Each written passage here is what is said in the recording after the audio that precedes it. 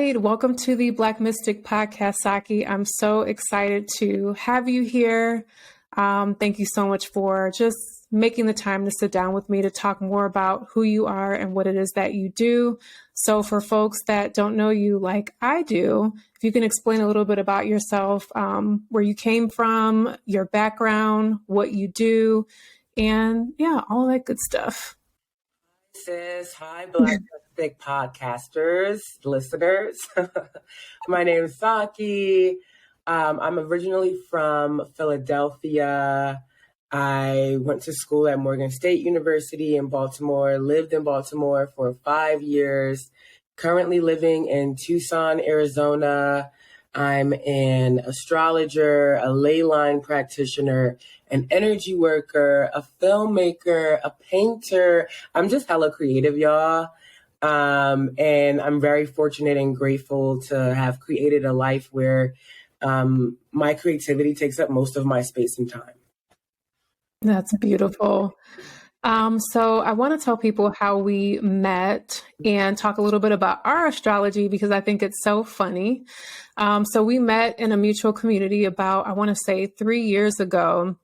And I was just really attracted to like your vibe, your voice, all of that good stuff. And I actually moved to Tucson because you did my astrocartography. So if you can talk a little bit about what is astrocartography, because I don't think a lot of people know about it or how it works. Mm-hmm. Yeah.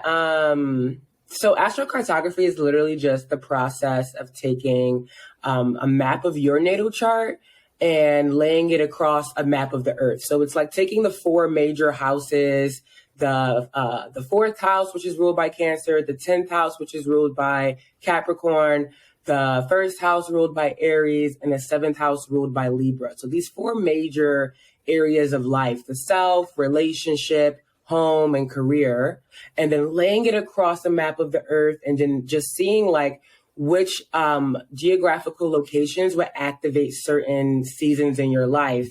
And the way that I do this as a Leyline practitioner, I'm also like tuning into your ancestral energy, your karma, your dharma, your guides, what's being shown to me clairvoyantly.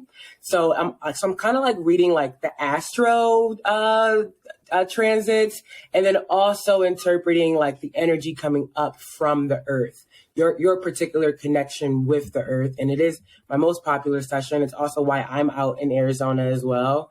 And yet to your point of like our astrology, I'm a Taurus sun, Aquarius moon, Cap rising, and your Cancer sun, Taurus moon, Aquarius rising. That's right. So yeah, it's just real sister vibes. I love it. So if we can back up a little bit and talk about Leyline work, it's pretty new to me. What exactly is that? Oh gosh. Okay. So, do you mind if I take the scenic route? Please do. I'm a hella colorful person, y'all. So my guides in Baltimore introduced me to Leyline work in about 2017, I want to say. But I think that like my relationship with the earth and like what it's grown into began unfolding and blossoming since like a kid. My dad always was like obsessed with trees and would be like, oh, look, the ancestors are in the trees waving at us. And, you know, years later, I find out that the word in for person and tree is the same in Congo because they're like the same energy. And so, yeah, this has been like blossoming and unfolding for me for many years. And in Baltimore, I really began to understand the impact of Masonic grid work. And so understanding, and that's not like a scary thing, I guess. I guess it can be. It's not really a scary thing. But for those that are listening and for us here, it's literally just the energetic imprints of how a city is made, for example, right? It's an extension of redlining, if you guys know what redlining is, of just like a segregation by like area code and zip code, right? Now we're talking about area code and zip code, and then when you touch into Masonic grid work, it comes into even like how buildings are formed and where they're facing and how a street is laid out, where a park is placed. And all of those things kind of in effect piggyback off of segregation, right? Keeping things separate. So when I was living in Baltimore, I was living at, Madison in Utah, Madison and Lafayette. And it's a really interesting neighborhood because on one side you have Bolton Hill, which is a really popular and wealthy neighborhood. Then you have like this little median park in the middle, and it's like a ring of roses and trees and benches. It's really pretty and beautiful. And then directly on the opposite side, you have like the hood. Right. And so I lived on the side of the hood, and my guides would have me go to these little tiny parks in the neighborhood and do Qigong and breathe with the trees and kind of activate my being. And they would have me walk around from the hood side to like the Bolton Hill side. And they would ask me like, what are you noticing? What are you tuning into? And I would be like, okay, on the Bolton Hill side, architecturally, it's very open. The trees are taller. Things are a little bit more spaced out. I'm like walking big. I'm looking up. I'm taking it in. On the hood side, I'm walking into like despair, anger, intrusive thoughts. My aura was like completely open at this point, y'all. Do not recommend. And it was just like really cramped, right? Even like there was like a project establishment there, and it had like cinder blocks around it, but the entrance and exit was like not facing the park, even though the park was right next to it. Right. So these like little things that like we can overlook, but that have a really big impact on containing and directing energy. Right. So this is what I call grid work. Right. So this is the again, I told you I was going to take the scenic route. Right. So the grid work is just like the inorganic ways of manipulating and organizing energy. Right. And then I relate to leyline work as the organic ways that the earth organizes energy, right? This is the natural meridians and channels of the earth. So for example, the way a river may flow, right? The way that like the clouds may move, the way that a mountain carves through a landscape, all of these things contribute to the energetic ecosystem of a place. And so as a leyline practitioner, I'm very intimate with the elementals, with geography, with space and form. And whenever I go to a place, I'm always checking out like the grid work with like the architecture of it. So like when I went to Sedona, I'm like, okay, cool. This is the place of vortexes. And there's so many like roundabouts here. And there's things like the architecture mirrors what the land is up to. Right. And so I tend to love cities that have that relationship. But then like on the East Coast, being from Philly and Baltimore, so these are my primary reference points. It's like this Masonic grid work and way of organizing energy is clashing with the organic leyline energy. So as far as like everything that you just explained while you were talking, I was wondering, are there any places that are special to you when it comes to energy and leyline work where you like to do this work? Oh man. Damn. That's such I just like clicked my heart. Oh. My my most sacred site is a big grandmother tree that like raised me. And I'm from Philly, y'all, but I'm an honorary Baltimorean, I feel like, because like Philly birthed me, but Baltimore raised me. And there's a place there called I always mix it up with Gates Pass. It's not Gates Pass, Avi. It's damn. It's a waterfall out there in a national park, and I have gone there for like several birthdays.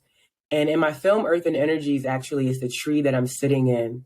And it's a huge, gigantic tree with an open like tree wound. And I've like cried in there. I've given offerings in there. It's how I learned how to make altars. Yeah, and it's such a sacred place to me. Like in the heart of, it's not in the heart of Baltimore, but it's really close to Baltimore. And that's one of my most sacred places. I went to New Orleans in 2022, and I fell in love with the Egungun tree in Congo Square. I feel like sacred sites for me are always revolving with trees. I'm such a tree person. Trees taught me how to meditate. They taught me Qigong. They taught me how to run my energy. They taught me how to connect to a planetary consciousness and the consciousness of the roots. And so wherever there's a tree, honestly, I'm going to be good. Nice. Do you have like a particular tree that you love? So I know out here in Arizona, the species of trees are so different than Philadelphia. So how do you connect to the trees here? So to answer the first part, my favorite tree of all time is a magnolia tree. And when I die, hopefully I'll have like land. I want to have like a little ancestral cove and I want to be turned into a tree. And then I want my like grandkids to come sit under me and I want to like drop seed pods on their head. Like, girl, leave that man alone. I love magnolia trees. They're so special to me.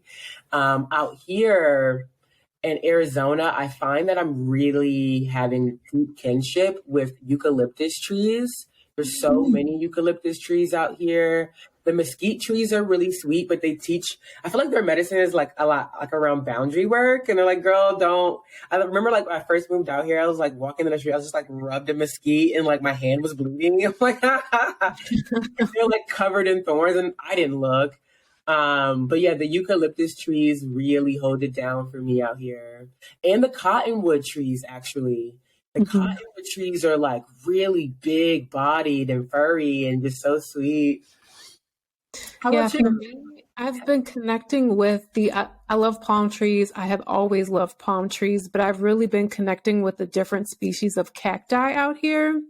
And I feel like for me, cacti have been teaching me boundaries, have been reminding me of boundaries and to stand tall and to, go with the flow. And like when I see the saguaros, is that how you say it? Saguaros, like their arms and the different like forms and shapes and everything is different, but they're still holding their own. And that's what it reminds me of, to just stand tall and keep my boundaries. And they're so majestic and they're so old. And I remember I was telling you the other night, they know so much. And I find so much value in that. So whenever I'm out in the mountains looking at the cacti, I'm like, I wonder what happened here. So I love the cacti. I know like they're just very straightforward, just tall and whatever, and, completely different from a species of trees from Illinois, but I just so love the cacti out here. Yeah, the saguaros are my homies, and they take Yeah. hundreds of years to form and to get that tall. And really cool thing about them too, like in the inside, they have like bones and like ribs and like bark. Sis, I love me like some torch dancing with some saguaro ribs in the middle of the desert at a fire is awesome. I didn't Yeah. even know that until I got here. I'm like, what is this like random wood everywhere? I mean, it makes complete sense, but I had no idea that they had this like internal structure inside of it. I thought they just stood like that, but that's so awesome. And yes, the torch dancing is very, very entertaining. So as far as astrocartography, so you spoke about leyline work. What led you to astrocartography?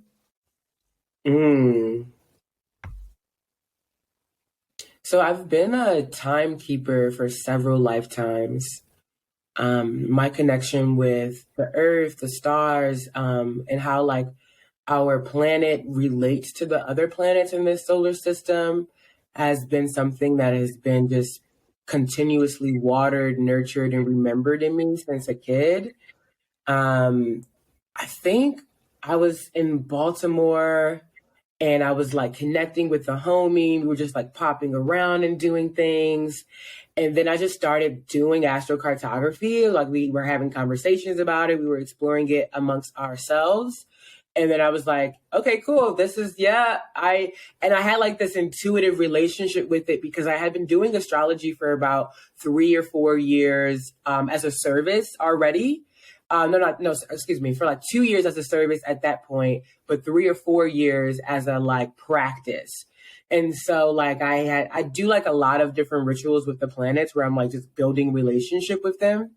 So when I started to like lean into my relationship with astrocartography as a tool for myself and then as a service eventually, it just felt natural. Like, you have like the little the online tool you can use to translate the lines, and you can click those lines and they'll have, translations or meanings. And for me, I was like, oh no, get that out of here. That's not it. No, because I'm connecting with what's coming up from the earth and what's coming down from your chart, as well as like with the guides. And so when I was doing it for myself and my friend, I just like got really good at it. I don't know. It was very intuitive for sure. Yeah, I remember I tried I saw you online talking about it. And I'm like, let me just go online and try and do it. And I saw these lines and I just wanted to cry. I'm like, I'm not about to do all of this. I'm just going to pay Saki to read it for me. And I didn't know what to expect when you did my husband, like our astrocartography together. But I feel like we got so much more than what we paid for at the time. It was excellent. It was very intuitive. It was very involved. It was so much information. And, it confirmed, our ties to certain areas of the world. For me, Thailand and Japan, which I already felt those connections. And I love how you also explained how, and correct me if I'm wrong, wherever there are no lines in your chart, you may not feel a resonance with that state or land anymore. And for us, there were no lines running through Illinois anymore. And you were saying that's probably why you feel so called to move. Mm-hmm. So, yeah. Yeah, most of my clients, where they are, there's like no lines. And, there's a lot of nuance to it, I feel like if there's no lines where you're starting, then 1000%. It's probably time to move. You're getting that hit. You're probably ready for more astrological influence. You're coming out of that integration process with the land. And then for other places where people are like, I want to go to this place so bad, but there's no lines. Is that a bad thing? That's when the ley line work comes in, because oftentimes how I see it clairvoyantly is that like there will be a lot of kinetic and rainbow energy on the land, or like on the map, even if there's no astrological like lines going through it. So I'm like, oh no, yeah, bro, you need to go here because these things are coming through, or whatever's coming through. I'll go into it like that way. So yeah, it's like no lines. It can be an amazing thing. It can be a sign to move. It can be a sign that you're being called from a karmic or dharmic level that has nothing to do with astrology. And I love it when people are just like, I want to go to these places and there's like a lot of lines or there's no lines, but there's something there. And I always tell clients like, money isn't a limitation, time isn't a limitation. Where do you want to go? I feel like my least interesting sessions are the ones where people are like, Saki, where should I go? And I'm like, bro, like, where do you want to go? Because and I'm here to confirm, to add more context, to redirect, give nuance where needed and inappropriate. And yeah. And I love how in the appointment you kind of did like some energetic reading as well. I felt like you read me and my husband for filth, and it was hilarious, like telling him about himself. And he's really not into this stuff, but because, I don't know if you remember in the appointment, he had kind of like his arms crossed and he was just like, I'm just here because this is what she wants. And he was kind of like, okay, she's right. So I kind of feel like even if you're not into this type of stuff, I feel like it's an excellent tool to use to enhance your experience. Mm-hmm. So if you can explain a little bit more about like, I know what goes into it, but if you can explain what goes into an astrocartography appointment and like what happens. Ooh. Yeah. So like I said earlier, you guys, I'm an energy worker and an astrologer and an artist. And I feel like those three things really texture my approach to astrology and especially astrocartography. And so to begin, we start by like setting an energy container, doing some energy work. I'll take a look at like the natal chart, the progress chart. Then we like take some of those guiding planets, some of those energies. And I really like to spend time doing that natal chart and progress chart to kind of really get on the same page with the client about like what's happening, to reveal themes that are incoming. And for those that aren't familiar with progressions in astrology is exactly what it sounds like. It's how your natal chart has progressed from the moment you were born till today. And so, for example, for me, I'm a Taurus sun. I'm born April 30th. So my Taurus sun is 10 degrees. When I'm 25 now, so my progressed sun is 5 degrees in Gemini. right? So I only had to go through 20 years of my life maturing through Taurus because I was already born 10 degrees. Now I'm 25. I'm 5 years into Gemini, the next sign. So I'm always going to be a Taurus, but I love to work with that progress chart because it really reveals a lot of the themes that are present and current. Whereas the natal chart is us stretching the accordion and looking and seeing, okay, what is your foundational energy, right? And from there, no one's a monolith. How have you progressed? And so we look at those things and then we pop into the astrocartography. I'll go through like all the preliminary stuff. What do these lines mean? What do these houses mean? What do these symbols mean? Just so that like if you choose to book a recording, you'll have all of that information in the recording. And then we go into it and we dive deep and we pop around at least about 6 places. And we'll see like what's happening. And then at the end, we'll do like more energy work. We do some leyline work with the elementals of these places, because for me, it's not just about traveling as human beings and, oh, you know, we're global citizens, let's go, da, da, da. It's about exchanging medicine with the earth. You know, as human beings, we are also living, breathing ley lines, and we have the beauty of being able to move. So what are we bringing to a space? What are we exchanging with the space? Are we just extracting from it? Do we just want it to validate us? What are we offering to it? And so I try to, like, in my astrocartography sessions, calibrate people to that scope and relationship as well. Of like, yes, there are going to be some amazing lines. You're going to have some squaring lines, but don't run away from the squaring lines.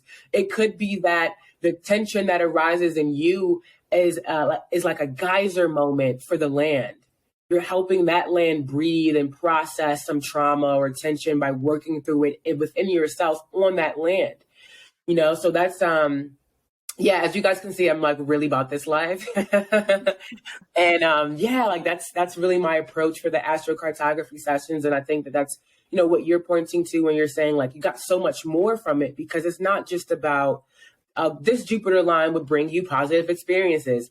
This Uranus line would help you in your like endeavors of gaining more popularity and recognition. It's much more nuanced and rangeful and layered as we are. And it's my like absolute joy to help bridge people into that love and earth stewardship, really. I love that. And you didn't take a course for any of this, correct? Hell, Naka. Okay. I just wanted people to know that, you know, you didn't take a course, you're not on Google, you didn't just learn this at the height of the pandemic just to make money. Like, this is your work. Like, you're really about this life. And I think that's so important for people to know. This work is more than, you know, taking a course over the weekend, Googling a couple of things. Like, it's years and years of work and experience. So I have journals, right? I used to do, and I love that you brought that up, because I'm a timekeeper and I'm a grandmother, and my friends like laugh at me for it because they're like, girl, you're 25. I'm like, I'm going to have kids, but because I want my grandkids, because I know that I'm a grandmother and my grandkids be like heckling me at my altar. And I'm so like, I guess I want to say old school or anciently futuristic with my approach to the planets. I have journals that are like volumes that my grandkids are like, keep them. So I keep them. And I did these like, these rituals where I'm picking a planet for 33 days. I'm talking to these planets. Shout out to the Peace Dealer. If you guys know the Peace Dealer, the astrologer, this is his 33-day ritual. And it really helped me. And we're like picking a few planets, talking to these planets every single day. You're bringing them in, you're building relationships with them. You know, I've done a 33-day ritual at least 10 times, along with my own mathematics of like, for like 3 years, I would like write the dates, right? Regular date. I would like pull up time passages or Planet Watcher when Planet Watcher was a thing, rest in peace, Planet Watcher. And I would like write where the moon is, where the sun is, where Mars is, where Venus is, all the outer planets. And I began to notice like my relationship and like my own human cycles depending on where the moon was. So for example, when the moon is in Virgo, I'm like the most productive. My dad's a Virgo. My North Node is Virgo. My Mars is also in Virgo.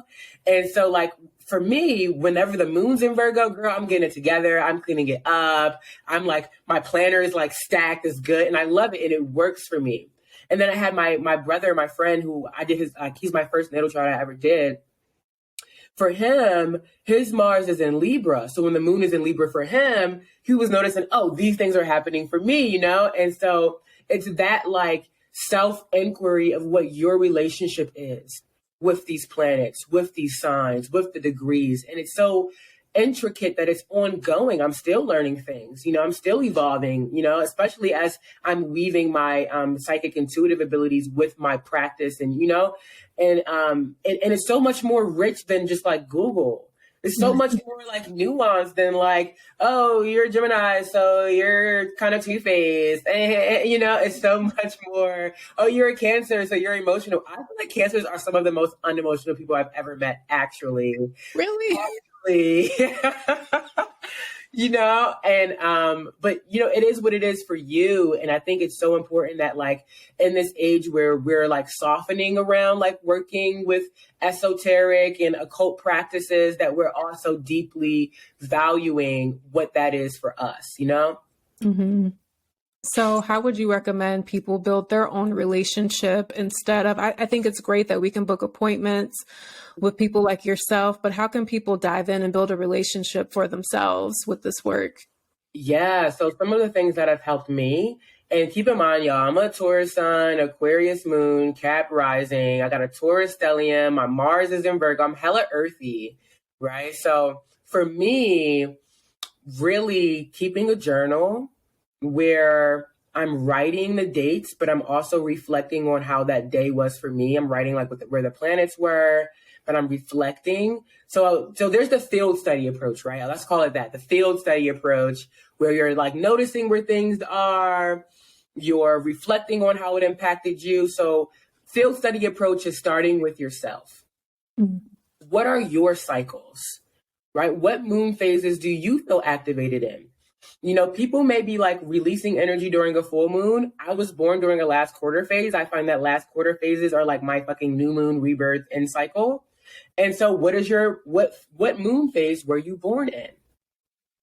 Right? What was happening the week that you were born astrologically? You know, and like really start to pay attention.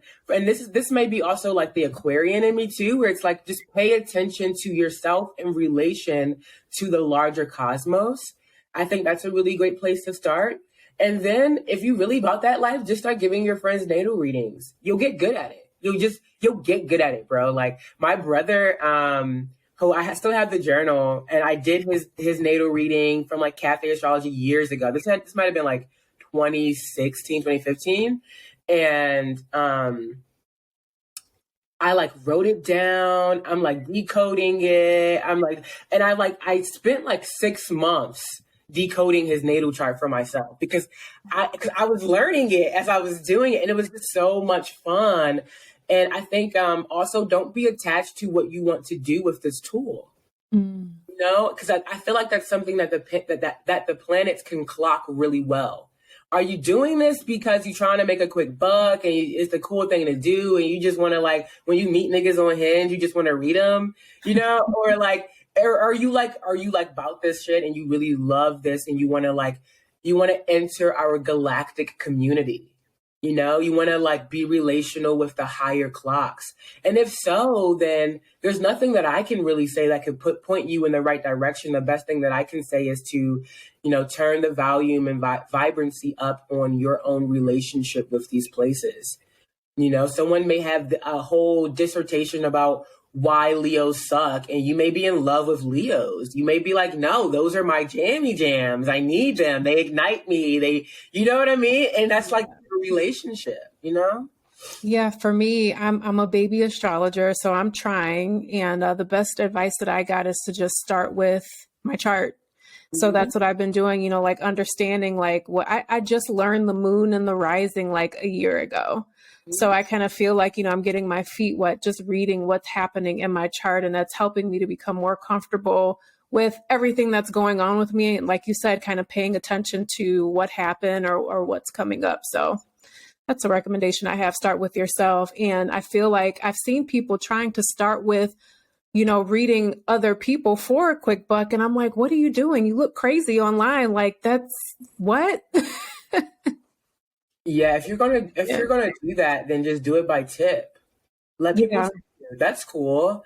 And to your point though too, Kita, like so I'm like y'all, I'm kind of like OCD a little bit. So I like love journaling and like keeping track of what sign and what moon phase the moon is in when my moon comes. Mm.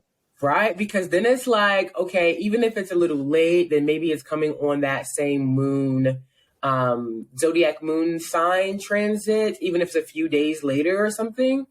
So that may be like fun for you guys too, but it's just like so many different clocks to play in.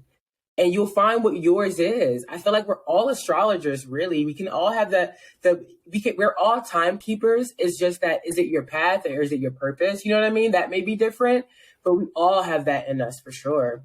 Yes. And it's not witchcraft. So It's being, I love you for that. Astrology is not witchcraft. Astrology is being relational to the fact that we are on one planet in procession with other planets revolving around one star, existing in our section of one arm of 9 arms of one galaxy, of infinite galaxies. Life is clocks within clocks, and astrology helps us relate to those clocks and to those seasons. That's like saying, I don't believe in winter, so I'm not going to wear a coat. Okay, but it's still snow outside, guy. You know? I love that. And as you were talking, I was thinking about, like I know people that, think astrology is witchcraft, but I remember being at the grocery store with some elders and then picking up the little astrology magazine, flipping through it while they're waiting to pay. And I'm like, well, why are you reading it if you don't believe in it? Mm-hmm. Yo, I love that you said that too. Dr. Coco, Mama Coco, I went to Buku Hoodoo Fest in October, and she was one of the keynote speakers, her and Louise Sateish. And Mama Coco said that, like, when during the transatlantic slave trade, when we were taken from the coast and brought here, the trees changed, the land changed, but the stars remained the same. The sky remained the same. The sky is all we had to, rely on and to anchor us in these new worlds, in these new realms, And so I think there's probably an ancestral trauma there, especially, as Black Americans, knowing the stars and knowing how to read the stars could have been a sign of you're trying to run.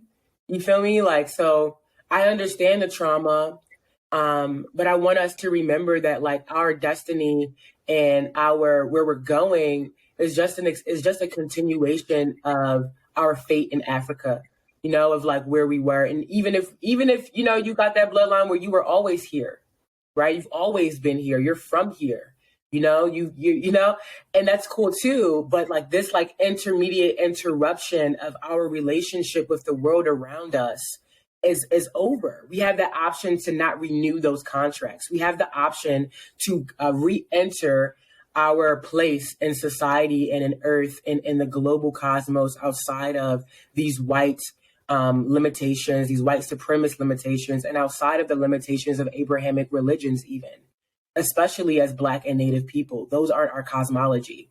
Mm-hmm. And I was born and raised Muslim, so.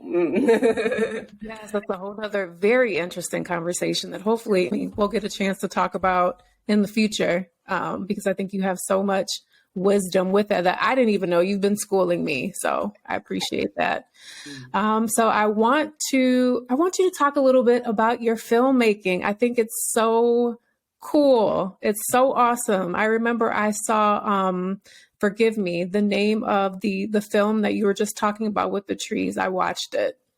Earth and Energies. Earth and Energies, beautiful. And you do, I don't know the style of music it is that you do, but there's this one song that you did. I think it was it for the Wisdom Winds project that you had a while ago? Oh yeah, it was like a meditative soundscape. Yes. Oh my God, that was so beautiful. If you can talk a little bit about the art that you create. Yeah, so my creativity is just a wellspring. And then I have like all these little irrigation systems where I like funnel it through. And since a kid, I wanted to be like an author, and then I wanted to be like a filmmaker. And my dad actually wanted to be a filmmaker. He always says I get it from him.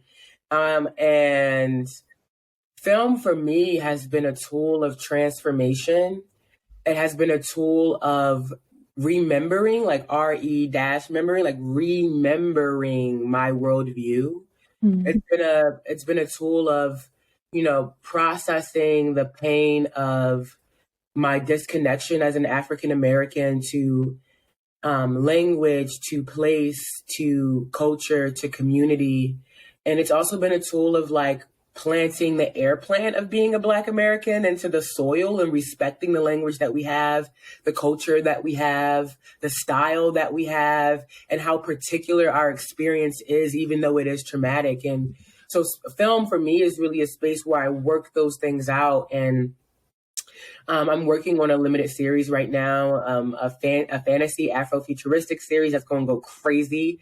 And another project that I'm working on that you're referencing is Primordial Powers. And so, as you guys can hear, I'm into the elementals. I'm an elemental myself, and I feel like part of my path and my purpose in this lifetime is to be one of the many forces that are inviting people to heal our relationship with the elemental kingdom. And so Primordial Powers is a series where we're doing just that. And so there are many like elements of each episode. So there's like a blog post, a meditative soundscape, a film, playlist, like different offerings to just help people become more curious about their own natural relationship or begin to build new relationships with these places. So we have Primordial Powers, The Waters is out, where we talk about, water holding memory. And this was like in 2019, I think I released that one. We're talking about like water holding memory. We're talking about, the patterns of snowflakes. We're talking about the waters within ourselves, the waters within the earth. We're talking about how this earth is actually a water planet and how earth protruded from the water. We're even exploring ideas and concepts of stars being bodies of water at different levels. There isn't just the three states of waters, solid, liquid, gas. That continues.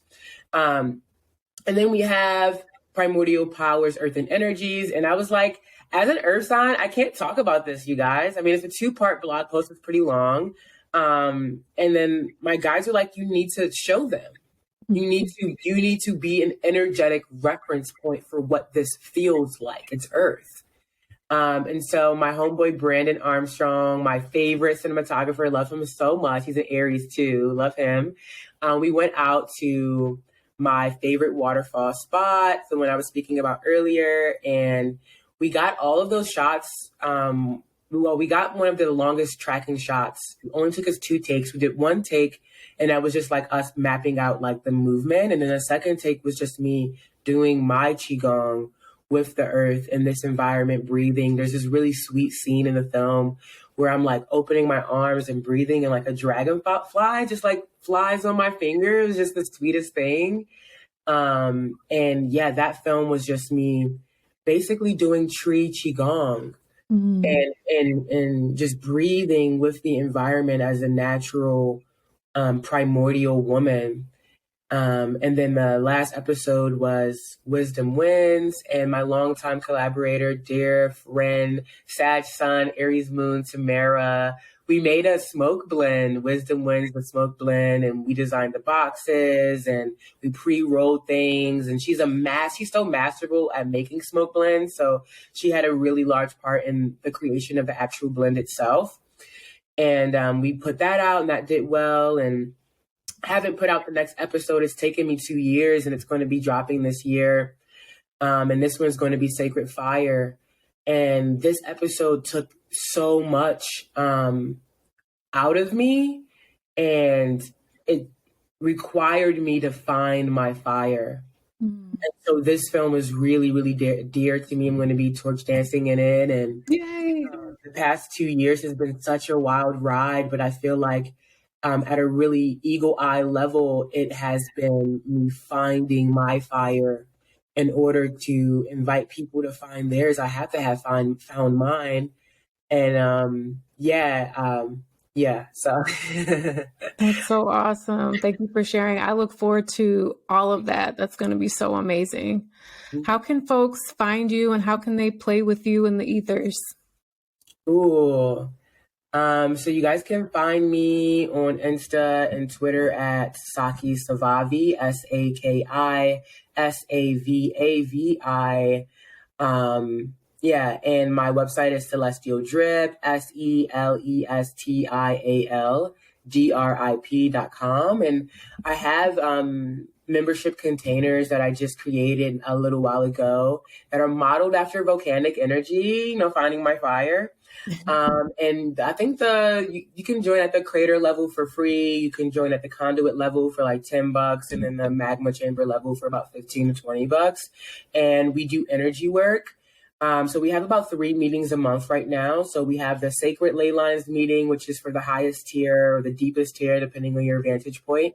And at that tier, we're like doing geomancy work. We're coming together. We're taking turns doing energy work within ourselves and the earth. And our last meetup was so amazing. We did a lot of work with fire and water. And then monthly, I have Astro Access sessions where I'm like stretching the accordion on the previous zodiac season and then the upcoming zodiac season. We're talking about the retrogrades with stationing direct. We're talking about minor transits, major transits. We're talking about things to look out for during the season and in correspondences with the season. And then we're doing really deep energy work. So the energy work is for us to integrate the lessons of the previous zodiac season and then to just welcome in the new energies coming with the upcoming season. And then the other session we do is an elemental engagement where we're becoming more intimate and doing energy work with the elementals that rule and govern that season. So right now it's Aquarius season. So on Monday, we'll be working with big atmospheric elemental beings of air. And so, yeah, that's what we do, and it's awesome. And then, of course, I have one-on-one sessions, astrocartography, personal tune-up, the works. If you want to book a free consultation to explore any of those sessions further with me via telephone, guys, it's telephone. I'm not going to email you. It's going to be telephone. You can book that on my site as well. Awesome. And it's so worth it, guys. I highly, highly recommend it. I've been telling people that an astrocartography appointment with you feels like you're just handing us the keys to the universe. It's like a cheat code. So I recommend it. Saki, thank you so much for being here. And I feel so happy and privileged to know you. And thank you so much for your time and the work that you do. Thank you for having me, and thank you guys for listening. Bye, y'all. Bye.